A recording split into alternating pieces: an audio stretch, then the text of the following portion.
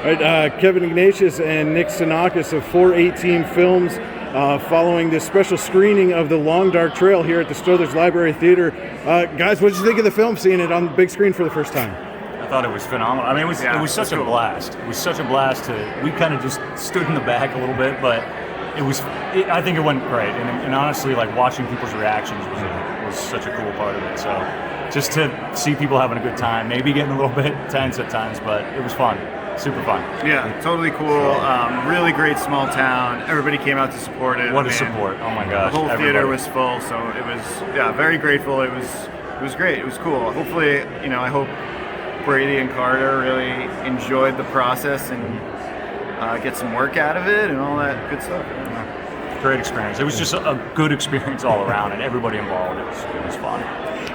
And Kevin, you had said to me before the film started, you were hoping it went well and that people would respond to it well. What did you think of the response that you got?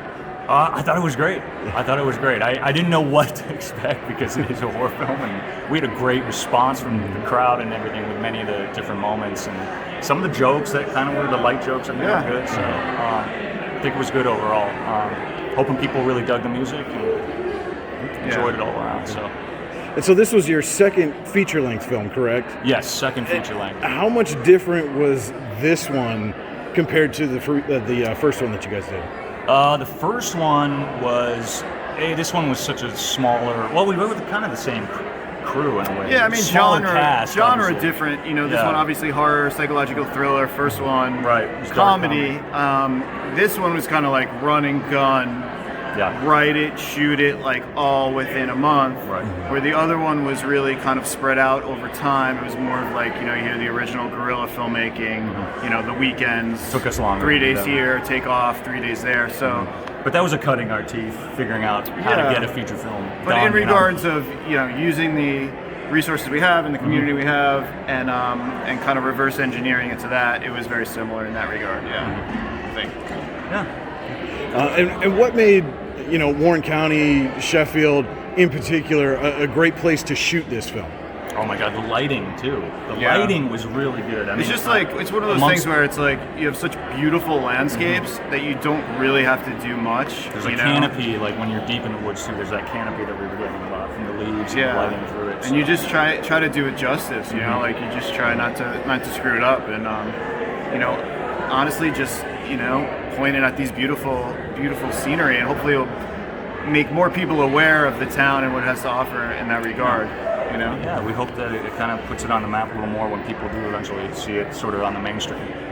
And you guys have both mentioned, kind of that small town, the community feel. When you walk out on stage the first time to introduce the film to everybody, how different was that, to be in a smaller environment than say, somewhere in LA or New York when you're introducing a film? It was, what was crazy about it was because a lot of these people individually, personally, that it almost was a little more nerve-wracking because you're like, oh my gosh, I know these people so well. Yeah. LA, we don't, when we presented, it's like we don't know, everybody there. It's very, it's a little less nerve-wracking actually. So doing it here, I wanted to make sure everybody was enjoyed the film. And we both did. Yeah, but also good because it is intimate and everybody does know each other. Yeah. And is really supportive, which is nice. Which you sometimes you don't always get that in the big cities. Because.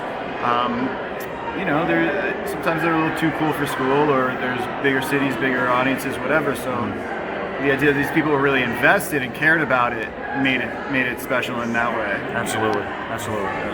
And of course, obviously you guys were shooting this in 2020, the year of COVID, and kind of maybe limited some of the things you were able to do as far as bringing in some of those. Kevin, we had spoke before about some of the one big name actor or something to that effect. You're relying more on the local talent. Yes. And how did you think they performed?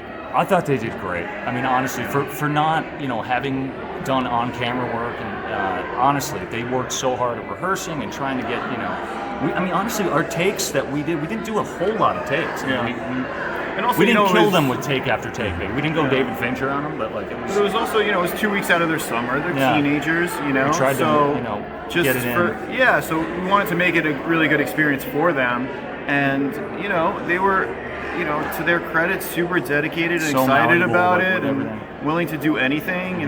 Like Carter, we had in the middle of night walk into the Yeah, water, that was late. That was and pretty stuff like late. that. So Yeah. like I said, I hope it helps them or is a good experience for them in some way. But it was great. I don't know what else to say. Yeah. It was a great experience altogether. And is this something where you guys as a company at 418 Films want to come back here and utilize Warren County again in future films? I mean, that's the plan. We do. Yeah. That's the plan. We would love to have this be part of maybe an anthology of maybe 4 feature films total that we want to do. Just in the keep world pumping of up. Warren or the Warren, surrounding right. area, and like that kind of be its own world or universe that we build around. We kind of did this, like you mentioned, in COVID, and it kind of was a blessing in disguise because we reverse engineered a lot of stuff, and Right. we came here and said, what support do we have here? What kind of resources, and then worked out from there and found out, oh wow, like there's a lot here to explore. There is. So, There's a lot of creative minds. A lot of creative minds here.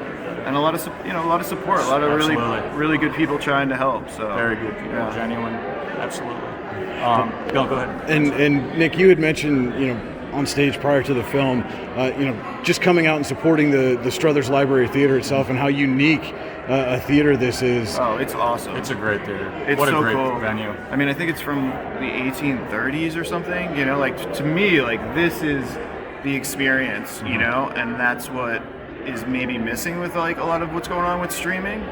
Is like being with a community or with a group of people in a really cool, unique setting. Look how this brought everybody and a lot of the people in the community together. Yeah. Of all different, it's just walks of life. Yeah. It was great to see that. So I hope people support these type of theaters and keep them going because they're unique and they're special and nothing could replace that. So it was really great, and this was the first time we showed the film to really anyone. Yeah. This So is to do it here with pretty much a sold out place and a lot of supportive people that care about the community and were part of the making of the film, it was great. It was really special. Okay. All right, Kevin Ignatius, Nick Psinakis, 418 Films. Guys, thank you so much. We appreciate it. Thank you, Brian. Thank you. Thank you, man.